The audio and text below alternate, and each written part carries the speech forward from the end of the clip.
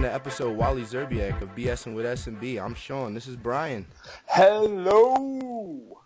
What's up, guys? This week we're going to talk about the games that happened last week. We're going to preview some of the playoff games coming up this week. We're going to talk about the coaches that have their jobs in hand, and then we're going to talk about some of the NBA fights going on and all kinds of other stuff. But let's get into the most important team that played over the weekend, and that was the Falcons versus the Eagles.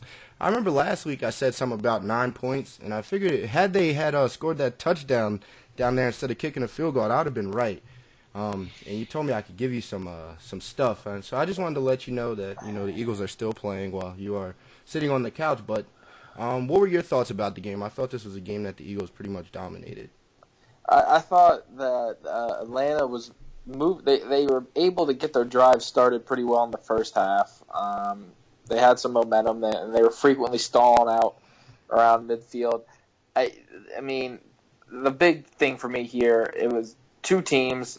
I don't think either really played well offensively. Philly was running the ball well in the first half, and that kind of stalled out. Foles got a little comfortable, but he's still an awful quarterback.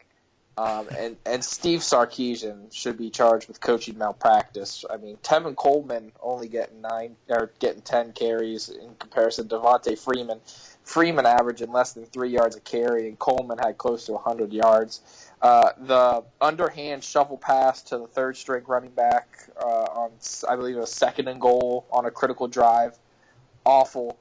Rolling out, I mean, the Eagles' defense knew it was coming. You cut the field in half.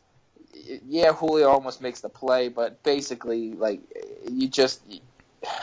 it was awful. You credit Philadelphia; they did what we said they had to do. They ran the ball relatively well. The defense was lights out per usual. But I think this is a little bit of Atlanta blowing it. And, of course, you're going to dispute that, so you can go ahead and sing all the praises of Doug Peterson for putting up 15 points in a playoff game at home. Go ahead. You can give it to me. Go ahead. So the first thing I wanted to say is I was at this game, and that was the craziest atmosphere I've ever been in. That was ridiculous. I have never been so scared, and I'm pretty sure that game took about 4 or 5 years off of my life with that last drive.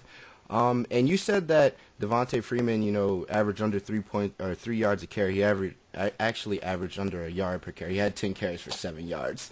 Then Tevin Coleman, I looked up those stats yesterday because when I looked at the stats at the end of the game, it didn't seem like he ran that much. He had 3 big carries. He had a 10-yard carry, an 18-yard carry, and a 23-yard carry. And then, the other ones were, just kind of bare minimum. Because I think the Eagles' defense played really well. They kept the Falcons 4 of 13 on third down, and then they completed almost 50% of their third down attempts. So I think that was a big thing. I think Peterson definitely had a good game plan. The whole RPO thing, it's something that Foles is comfortable with. So that was nice to see. And he kept them off balance a little bit with the run. They couldn't really stop the run, even though, they had the 8th-ranked defense. But I just think it really came down to game planning. I think, like you said, Sarkisian, you definitely blew it at the end, getting down there. And he got down there on a couple of lucky plays, but I do think, that prayer that he threw to Julio. Also, when we talked about that, I don't understand why Malcolm Jenkins pressed on that play and why he would be pressing that. That didn't really make any sense to me. But if you were to tell someone pre-snap, they're going to run single high safety with Malcolm Jenkins playing man press on Julio in the slot, I'd be like, okay, it's a first down. But the Mohamed Sanu catch, that close play went their way. And, the Falcons actually got a good bit of luck. A lot of the breaks went their way with the fumble Ajayi early in the game. The punt that bounced off of 3 Eagles, that they ended up recovering led to their only touchdown. Matt Ryan showing a little improv skills down there at the goal line. But it just, the Eagles defense, like we expected, was lights out. But man, I can't get that bad taste of Sarkisian down the stretch. It was a lot like the Georgia game with Sony Michel and Nick Chubb. One back was clearly effective, yet they just weren't giving them enough touches to truly impact that game. Yeah, no, I do agree with that. The Falcons made it over the Eagles' 40-yard line twice, and that was on the first drive of the game and the last drive of the game. Yeah, I mean, I think they punted inside Philly territory 3 times in the first half. But they were getting to the 50, and it was, typical bend but don't break. They'd break off, Tevin Coleman run or something like that, and then the Eagles would just clamp down on them. We're going to get into the preview a little bit later, but I think it's going to be really interesting to see if the defense can carry that same load going forward. Because, I mean, make no mistake, they flat out won that game for Philadelphia. Oh, yeah, for sure, no doubt. And like we said, I mean, the keys to victory was, giving Ajayi the ball, getting that run game going, and then just Foles, making a couple of plays when he had to. But on to the Titans-Pats game. All I can think about is that game is only Bill Belichick would have his 40-year-old quarterback throw the ball 53 times. But he's like, you know what, this team is ranked like 25 against the pass, so why not let's just go at him. But only him in a cold weather game would have his 40-year-old quarterback throw 53 times. I mean, it's Tom Brady. He's the outlier. He's out there in that water suit or whatever it is that he wears underneath his jersey, all drinking or eating his avocado ice cream. All the weird things that he's doing that makes you think more and more that he's like a warlock or something crazy. But it was, the typical Patriots game. Like I said, it's the type of game that, even if Tennessee starts off playing well, you're going to look up in the third quarter and it's going to be a 21-point game. Mariota, I think it's a blessing that they got rid of Malarkey because he's just doing nothing for his development, really. I mean, that offense, it does well in playoffs at times, a smash-mouth offense, but you're still going to need great quarterback play, and he just hasn't done enough to develop Mariota as a passer.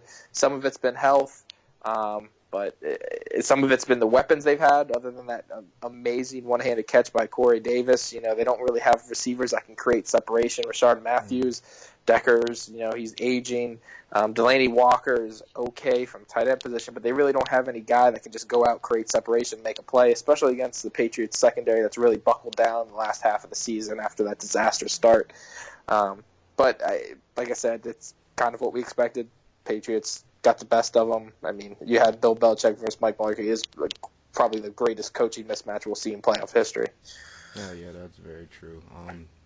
Like a lot of people say, like Belichick makes you do or makes you play left-handed a lot. Yep. And, he just basically said, Henry, you're not going to beat us. We'll put 13 people in the box if we have to. Mariota's got to do something. Yep. And to that fact, Henry had 12 carries for 28 yards. But, yeah, I mean, it did kind of end up the way we went or way we thought it was going to go. I took the Titans because I thought that they wouldn't lose by 14 because they would make it an ugly game. And, boy, was I wrong on that one. So just on to the next game. We had the Jags-Steelers game where I don't know who hijacked the Jags offense and who they put in place of them, but that was not the Jags offense that we saw on us. No. First and foremost, I'd like to kudos to Calais Campbell for correctly predicting a 45-42 final in a meeting with a press member earlier in the week. That's absurd. Mm-hmm. We need to test him for time travel or something because I'm surprised this man didn't win the lottery instead of the 20-year-old Brody down in Florida. That is incredible, but I thought that the Jags were going to either keep this very close or win. I didn't think they were going to do it with 87 points scored on the board. It was just an aberration. Came down to some questionable play calling, Todd Haley, some mistakes by Big Ben, and just Jacksonville was able to get enough plays out of Blake Bortles. I mean, he was pretty good on third down.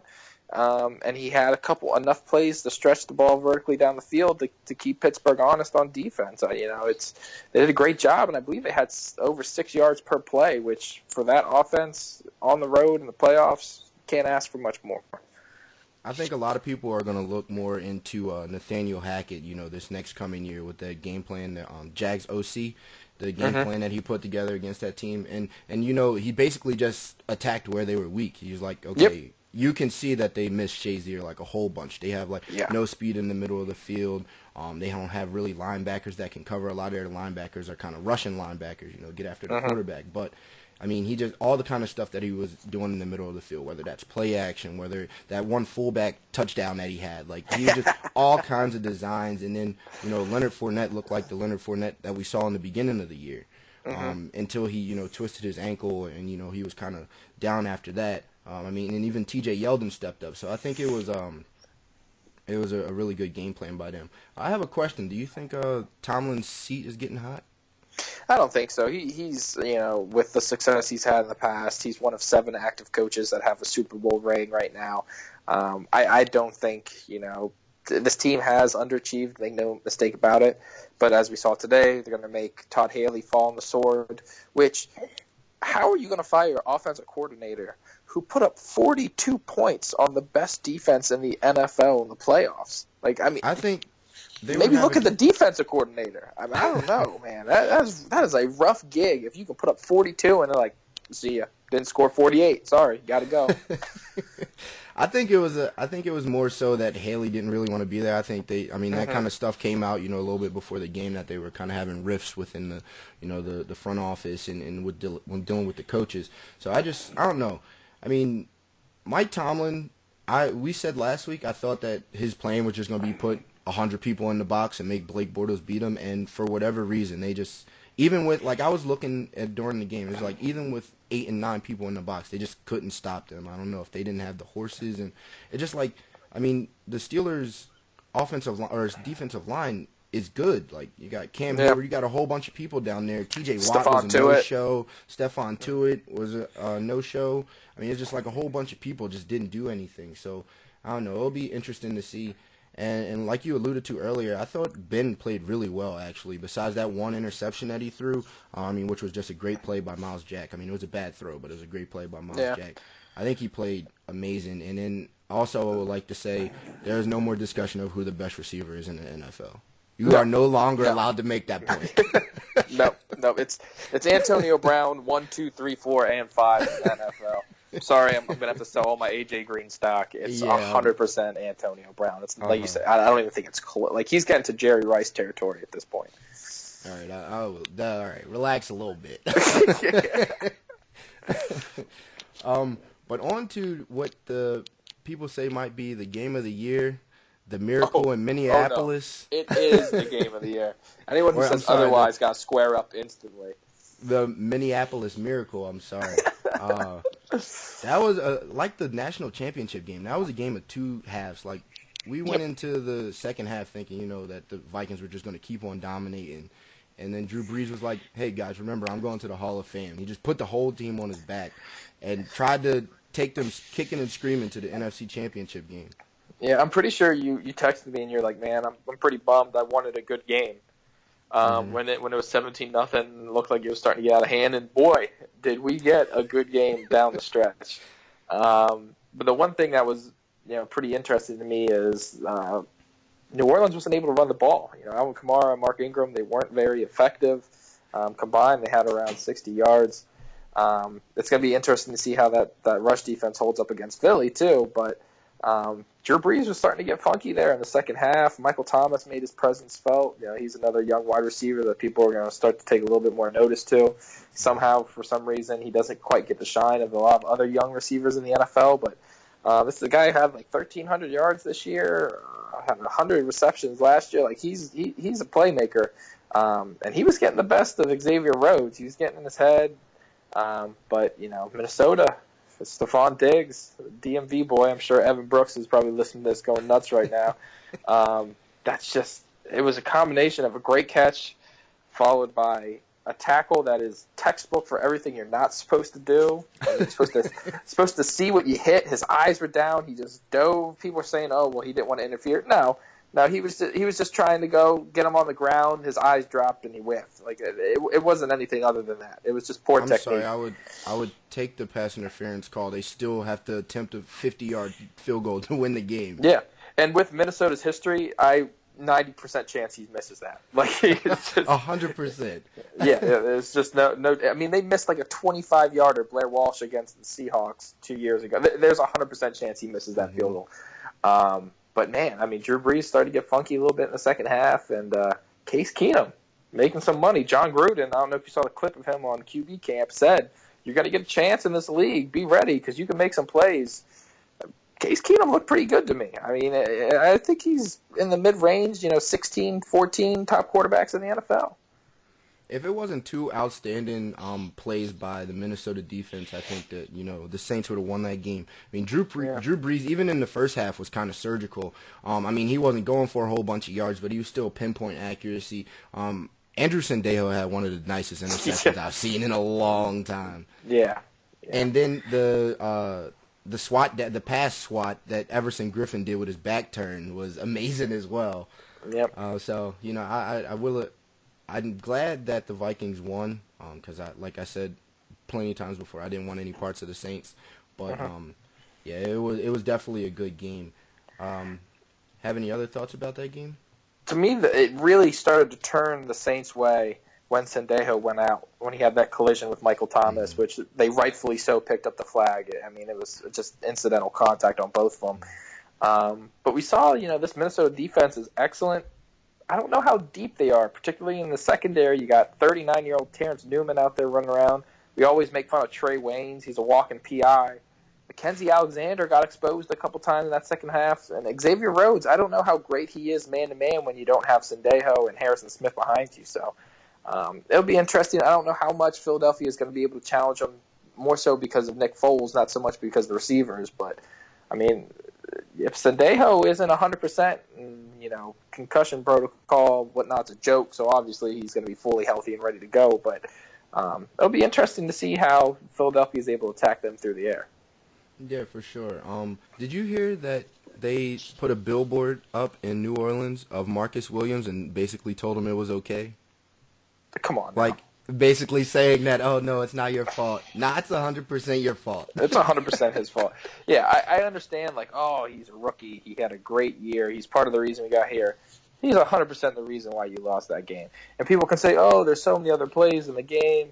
No. That is such an isolated incident that he got exposed at the highest level. That is just terrible technique. I don't want to hear excuses about he didn't want to interfere.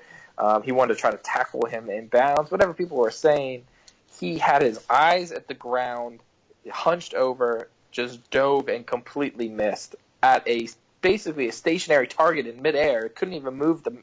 It was just terrible. I feel bad for him. Maybe 1%. The other 99% is like, dude, you got to be better. You just got to be better. Yeah, 100%. Then on to the conference championship games. We got the Jags at the Pats.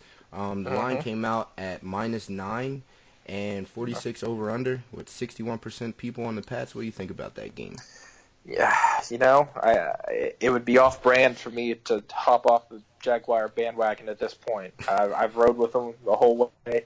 I've been a fan of that team, specifically their defense, even though they just got exposed for 42 points. Yeah. I think, unlike Tennessee, I think Jacksonville does have the bodies to make this an ugly game. The only matchup that really concerns me is going to be Gronk, because they don't really have that big body in the second. Is Barry Church going to be the one that really has to cover him? And when Barry Church played for Dallas, he didn't have the assignment of Rob Gronkowski. It was up to Byron Jones. So I don't know what safety, Cyprian maybe they slap. That's going to be a problem. But, man, when you're able to throw Bowie and Ramsey out there, and you're able to let Calais Campbell, we see that was the recipe for when the Giants beat the Patriots. You have four dudes up front.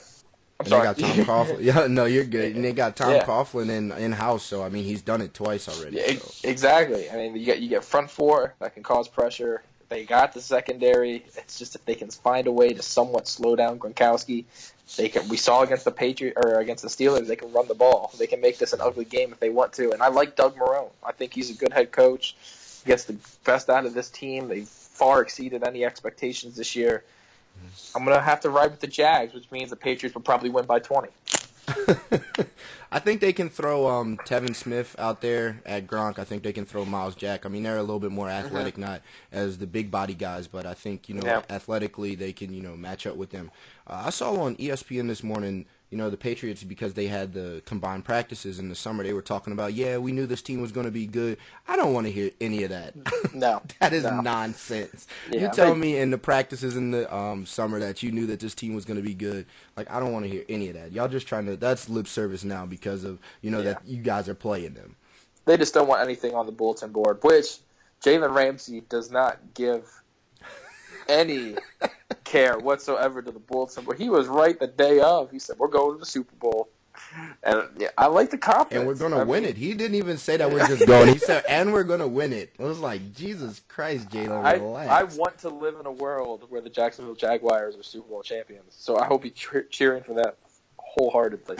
I do not want to live in that world, so thank you. That's okay. Eagles are going to be sitting on the couch next week with a tea-timed out TPC Sawgrass on, so don't you worry about it too much. That is also incorrect. So then on to, the Vikings-Eagles game. Line came out as Vikings -3. Got us home dogs again, which I'm all about. And break out your stupid masks. Yeah, exactly. It worked, didn't it? 39 over-under. And then, I'm surprised to see the betting public, 51% were on the Eagles. What do you think? This will be the third and second best defensive DVO teams in the league going up against each other. I think it's going to be like a smash mouth game. I think it's going to be another game that ends up, like 20-17, 17-14, something like that. My biggest thing is, or why I like the Vikings so much, is that I think Case Keenum will always give you 1, 2, or 3 times to, intercept a pass. And it'll be interesting to see, how he takes care of the ball. Because as good as that defense was, they were only had 11 or plus 11 in turnover differential this year. Yeah, Case Keenum has a little bit of that Brett Favre in him, where he kind of like Romo too, where he's not a true dual threat, but he's very mobile within the pocket. And we saw that a couple times. Very good at extending plays. That throw that he had to Adam Thielen off of his back foot fading away was a dime on the sideline. So he gives you, but for every play, he gives you the one where he threw the pick to Marcus Williams, which looks like he was playing a game of jackpot, and the ball went just like straight up in the air. Mm-hmm. So, like you said, he's going to give you some opportunities to make plays, but I think, one is going to come down to, can Philadelphia run the ball, just like last week? And 2, how good is this Eagles secondary really? I mean, they're going to go up against a very talented skills position group of Stephon Diggs, Adam Thielen, who's always open, Kyle Rudolph, very physical tight end who's able to make plays, and Jerick McKinnon, a very good skill player coming out of the backfield. I lean the Vikings a little bit here just because I like their skill position players a little bit more, and I think they just have, the same quality of defense. I like their quarterback better, and that's going to be the tiebreaker for me. I'm going to go by the Vikings. Like you said, low-scoring games, maybe 20-10, 17-13, something like that. So the Eagles, like I pointed out a couple weeks ago, they are now 4-0 when they're home dogs in the playoffs. Okay. No, just make the this trend can't 5-0 last now. forever. It can. Here we go. Home dogs in the playoffs. You're talking about like when Donovan McNabb was back there throwing the football around, I'm guessing. Well, one was last week, Brian. Yeah, so that's one, which isn't a trend. One game is not a trend. I would also like to remind you that my backup quarterback did something your starting quarterback couldn't do, and that was win a playoff game. That's okay. Dak Prescott has more playoff appearances than Carson Wentz, so I'm still going to hold on to that. And the same amount of playoff wins. That's true, but he has more yards and touchdowns in the playoffs than Carson Wentz, so, sorry. Higher TV rating. I think the thing that we can look for is how the Eagles' front seven gets after Keenum. Last week, the Saints got 8 hits and 2 sacks on him. During the season, they only had like 58 QB hits, which was the Eagles doubled that with QB hits. So it'll be interesting to see, how they do, just getting to him, affecting him. I'm not sure if he has happy feet. I mean, I'm not going to sit here and act like I've watched, every Vikings game. And he's been playing with the lead a whole bunch. So, I mean, it's been, running the ball, kind of a field position game because they know that defense isn't going to give up much. So it'll be very interesting to see how, Peterson attacks Zimmer because I think that's going to be, big matchup. Yeah, and like I said, it's once again last week we were talking about Sean Payton versus Mike Zimmer, contrast of styles. We get the same thing this week with Doug Peterson against Mike Zimmer. So it'll be interesting to see what rank. I mean, that's the one thing I will give credit Doug Peterson. He always has a couple wrinkles in his playbook. Like last week was the wing T Sally counter that he ran, and Nelson Aguilar broke off for a big play, and then tried to run it again. He almost got beheaded, but he always has something like that in there to keep the defenses honest. But I like Zimmer. a little bit in the coaching category this week too. I think Doug's a little bit too aggressive. It paid off last week when they went for it on fourth down for the touchdown, but all it takes is one time to get burned, and that could cost you down the stretch. I turned to my dad when they ran that Sally play, and I was like, Dad, they just ran Sally at 7. We ran that play all the time in high school. Yeah, that's right. That's right like, out of the high God, school playbook. Exactly, yeah. That was fun to see. On to some of the coaches that got that were said to have coaching jobs, or that will get coaching jobs. Once the playoffs are over. McDaniel's going to the Colts. Matt Patricia going to the Lions. Looks like Pat Shurmur's going to the Giants. You got the Cardinals still open, and now the Titans newly open. Who do you think got the best job, or who has the best fit? I like Patricia to the Lions. I don't know. It's always tough. The Belichick coaching tree hasn't been the greatest. But if Patricia is this defensive mastermind that so many people claim him to be, then you take the team that has the franchise quarterback, that has some good skill players on offense, and if he can shore up that defense, man, that's a team that in that division. You got the Vikings that are there, but the Bears are a couple years away, and honestly, I'm not too scared of the roster talent on Green Bay. Obviously, they have Aaron Rodgers, but when you take a look at that roster from top to bottom, there's not a lot of people on there that would you want them on your team. So I like the Matt Patricia hire. I think he could do some great things there in Detroit, and they've been right on the cusp the past couple of years. I mean, they obviously made the playoffs last year. This year, they were in the hunt down to the last 2 weeks. So if he just can get them go up a notch, then I like that. I think it's a slam dunk hire. I think my biggest fear with Patricia to the Lions is that he comes from the Bill Belichick coaching tree, and that the fact is that Matt Stafford has never had a running back, and Belichick prides himself on hating all of his running backs and giving them all equal touches. I think if there's one thing, with a guy like Matt Stafford who is pretty good and does have a rocket arm, having a stable running game, takes that to the next level, because then they have to worry about that as well. But I don't know if he's ever going to do that, because, he comes from a guy where he's like, I could slap anybody in there. Like, what's the guy's name that they put in last week? Bolden? Where did he come from? People didn't even know he was active. He scored a touchdown. Special teams guy, Bill Belichick was those special teams guy. Here's a quick. Do you know who the last 1,000-yard rusher for the Detroit Lions was? Kevin Smith. No. Reggie yes, I do know this. I was about to say Reggie Bush. Yes, I do know this. Reggie Bush. So that goes to tell you all I mean, they don't really, line up. The running backs that they do have are more pass catchers like Theo Riddick and Amir Abdullah. They're more guys you want to get out in space. So I don't know, but it'll be interesting to see who they bring in. I guess is Jim Bob Cooter still the OC there? Yes, he is. Yeah, so the offense ain't going to change. So the offense won't change. It'll just be, and Ziggy Ansah's a free agent this year. So it'll be interesting to see if they bring him back, they franchise him, what they're going to do with him. Because outside of Ziggy Ansah, Darius Slay, it's kind of thin on defense. Yeah, I think they have to bring him back. They have to. If they have to franchise him, whatever they have to do, they have to bring him back. They can't just let all of their amazing defensive linemen just go all the time. They have Gerard Davis. He's pretty good. And then, like you said, Darius Slay. I got a spicy meatball for you. How about Todd Haley to the Titans? Todd Haley to the Titans. Well, that would probably help the offense. For people kind of criticize Todd Haley, but that Pittsburgh Steelers offense, obviously it's been dynamite. But since he's got there in 2012, man, they've been an absolute dynamo. And I don't think Big Ben is. Would you say he's one of the top 10 quarterbacks in the NFL? I don't know if I would. His home and road splits are pretty dreadful. Obviously Bell and Brown, but I don't think he's gotten enough credit for how he develops those wide receivers either. I don't think it's just by chance that every year the Pittsburgh is able to draft a receiver in the third or fourth round and they turn out to be a game changer. I think a lot of that has to do with Todd Haley. You go back to Mike Wallace, Emmanuel Sanders, now Martavis Bryant before he had all the off-the-field issues, and Juju Smith-Schuster. It's a trend, and I don't think it's just they have great scouts for wide receiver talent. That he might be the guy to turn around Marcus Mariota and that wide receiver core over in Tennessee. I like it. Nothing else would be entertaining.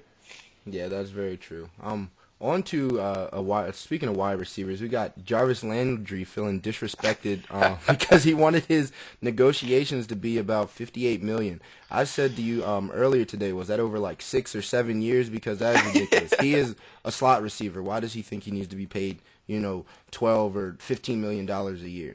I feel disrespected that Jarvis Landry feels disrespected that he. I mean, that's just an absurd figure. Like you said, he's a high volume catch guy, but he doesn't have that type of burst. He works in the slot. He's not really a big play kind of receiver. I mean, he's the type of guy. Would I love to have him on my team? Yeah. Would I like him to be my highest paid receiver? No. Would I like him even to be my number 2? Maybe not. I mean, obviously he's talented. You could see from the targets and catches he's had, but again, I mean, calm down, man. Slow your roll. Just because the market's exploding over DeAndre Hopkins and soon to be OBJ doesn't mean that just, slight above average receivers get the cash out too. He is Jordan Matthews with more targets and shorter. Yeah.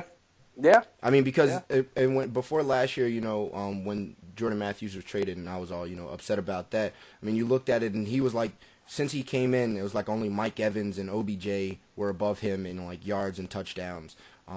I think he was tied with Jarvis Landry for touchdowns, and Jarvis Landry had like 70 more catches, but only had like 300 more yards because, like we said, he operates in the slot. Although Jordan Matthews does too, but Jordan Matthews also, was a down the field threat. Could make big plays in that offense. Mm-hmm. All right, now on to Rondo. We had some choice words about IT.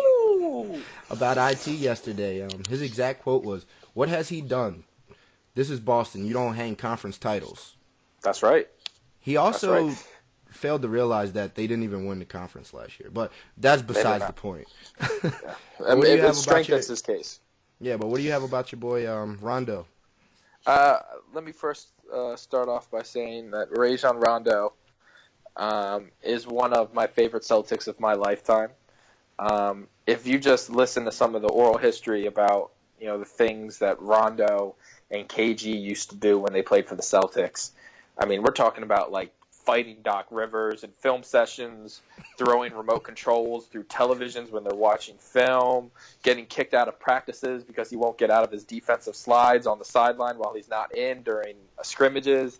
I mean, this guy was the ultimate competitor, played with a dislocated elbow, which, IT played last year with a hip injury, but the man literally came out and could not bend his elbow past 90 degrees and still picked Dwayne Wade's pocket for a layup. He was everything that this city loved. Even when he came back, he didn't ask for the video tribute. He didn't really acknowledge the video tribute while it came on, tipped his hat to the fans, went back to playing. But he makes a good point. Isaiah Thomas was there for roughly 3 years. He was responsible for a lot of the turnaround. But the way IT has handled this has really bothered me. They said, we're going to do the video tribute for you when you first come back. And he said, no, because I'm not going to be playing and my family's not going to be there. Which I understand. Like, why do you need your entire family and everyone to be there? Why do you need to play for a video tribute? It's a video tribute. You just salute the crowd. You sit back down. I mean, a lot of players don't even really acknowledge it while it's going on. And it's Paul Pierce's jersey retirement month. He is, and you might want to check the sports records on this. I'm not 100% sure if it's correct. The only player in NBA history to get stabbed 11 times and then play all 82 games the following season. For a whole generation of Celtics, he is the face of the franchise. I mean, after Larry Bird, they had the tragedy with Len Bias, the tragedy with Reggie Lewis. There wasn't really that much talent. They were a bottom dweller. Paul Pierce was there. He took them to a conference finals. He was seconds away from getting to a finals, and then he finally got over the hump once they brought an aging Ray Allen and an aging KG in. He won a championship. He was finals MVP. His jersey's getting hung up in the rafters. That's something that only happens to you once. He is Boston. He's probably going to end up working in the front office after he's done with TV in the future, and there was rumors about that when his contract was coming to an end. Like I said, he is the face of this franchise for an entire generation, whereas we're very appreciative of what Isaiah Thomas did, but it's such a small sample size, and the way he kind of handled the whole getting traded thing kind of came off as bitter and sour grapes to a lot of fans. So just take your video tribute whenever you're going to get it. don't share it the same night as Paul Pierce because ain't no one going to care. It's going to get overshadowed anyways. Right. And I agree with Rondo. And Rondo was someone who had even a greater impact on Boston than Isaiah Thomas did, arguably. So I stand by Rondo. Franklin the Turtle, he knows what he's talking about. You don't get that type of treatment just for going to the conference final. And he didn't even finish the conference finals, So it's, whatever. Yeah. Right. And two things to add to that. Paul Pierce is probably also the only player to ever get wheeled off in a wheelchair and come back and hit threes to win the game. Heat check threes. You would have thought he died, was in the wheelchair, got carried off, and then came back and is just like, nah, I'm fine, corner threes. And on the Rondo kind of had that, Dak Prescott luck. He came into, like, the greatest situation of all time. He did. He has 3 Hall of Famers, to play with, and he was a rookie. He's just basically a facilitator. They didn't ask him to do a whole bunch. So, but I understand what you're saying. Like, he's definitely, higher up there than in IT, or higher up there than IT. Well, and the thing with Rondo is he was such a fierce competitor. He really was KG Jr. And a lot of the players that you talk about on that Celtics team said that a lot of like times when things would get a little out of hand at practice or on the court in game is because KG and Rondo, they were cut from the same cloth. And, I think a lot of people forget as the big three kind of got older into that 2012 range when they were still making runs, but they couldn't get past LeBron's Heat. Rondo kind of became the guy on those teams. He had that 44-point game in the conference finals against the Heat, which Magic Johnson at the time said was the greatest performance of a point guard he's ever seen in playoff history. He had the ability to really take over games, and he didn't really mold into that until he got a little bit later in his Celtics career. But, I think people don't realize the impact Paul Pierce really had. And you look at Kobe Bryant's documentary, he said that the most fierce competitive team they ever played was that Paul Pierce Celtics team in the finals. His direct quote was, "We thought we were assholes, and then we ran into a team that was bigger assholes than us." So that kind of tells, LeBron James, before, he left for the big three, Paul Pierce's teams were the hump he couldn't get over. That was the reason he went to Miami. You can look. I'm not making this up. He quit on the Cavs in that Game 6. Him and Pierce, they had those games where they both scored 40 points. It was a back-and-forth duel, and he won Finals MVP. He doesn't get the credit he should, I think, because he rubs people the wrong way. But, he's going to go down as a Celtics legend. He deserves his own night. IT, you'll get your recognition whenever you want. You're still playing. You're still making money. Don't worry about it. I also have a special place in my heart of hatred for Rondo for becoming a 3-point shooter against the Sixers in Game 7 of that playoff series. Granted, we were going to lose to the Heat the next round anyway, but, we should have still been there. We should have still been in the conference finals. Do you hate him more or less than Brandon No Pass Bass, who made every single mid-range jumper and scored 20 points in that Game 7? Every single one. And for the whole series, he hit mid-range shot after mid-range shot. I'm like, if they give him another 15-foot shot, I'm going to lose my mind. But I just wanted to end with, Keith Jackson passed away over the weekend. What was your, favorite, Keith Jackson moment? Well, look, my favorite, I can't say because you're going to talk about it in a little bit. But the other one that I think everyone has heard time and time again because it's such an iconic moment is that punt return, the goodbye, hello, Heisman. Whenever you heard Keith Jackson's voice come on, you knew it was a big-time moment. It was quite similar to when Brent Musburger got towards the end of his career, too. He just had a voice for announcing and for football, and whenever you heard Keith Jackson on, you knew you were about to view something that was special. It's a shame, that phase of announcers is slowly starting to fade away. But he just had a way of telling stories, and it was simple. He wasn't really wordy, just like, goodbye, hello, Heisman. It was simple, but it's really struck home with you. And for me, that and Whoa Nelly, those are the two that really stick out, and that I'll always kind of think about with Keith Jackson. So yeah, the Whoa Nelly, and then the one that he made, the granddaddy of them all, talking about the Rose Bowl. And obviously my favorite, failed to mention in the first episode, that I was a Texas Longhorns fan. So his call for the 2006 Rose Bowl game was like what I'll remember him the most for obvious reasons. But his call for Vince Young, he's like, oh, he's going for the corner, oh, he's got it, and like while I was sitting around jumping around in the in my room as like a 12-year-old, trying to figure out why my parents figure out why I'm screaming and not in bed. But yeah, I mean, that's what I would, most recognize him for, or not recognize him for, but what I'll have the lasting impressions from him for. Yeah, I mean, those are two of the biggest plays in college, and he was announcing that Miami-Ohio State game with the phantom PI in the end zone. Yep. Hold on a minute. He always had that ability. It was so simple. Yeah, that's the stuff that always. I hate when some announcers try to overdo it. They try to live up to the moment. He just kind of let the moment breathe for itself and provided that little bit of context that really drove it home. Like you were saying, he's going for the corner of the end zone. It was simple. It told you what was going on. And yeah, it's stuck with us this whole time. So, obviously it's a shame, but, he had a phenomenal career, and we'll all remember him for a very long time. Yeah, for sure. Well, that'll wrap it up for this episode of BSing with SMB, episode Wally Zerbiak. We'll be on next week with another episode 4. Haven't decided who that's going to be yet. But I would just like to say, go ahead. I was just going to say, make sure you go subscribe, 5-star rating and review if you dig what you're hearing. Leave us a comment. We appreciate any feedback we get. Unless it's negative, then you can keep that to yourself. All right, Brian. I'll see you next week. Take care, Sean. See you, man. All right, bye. Uh-oh. IT trolls Paul Pierce. Why couldn't this have come on? Why couldn't that have come on about 5 minutes ago? Isaiah Thomas likes IG video of Jalen Rose calling Paul Pierce petty for all the tribute video drama. Man, here we go.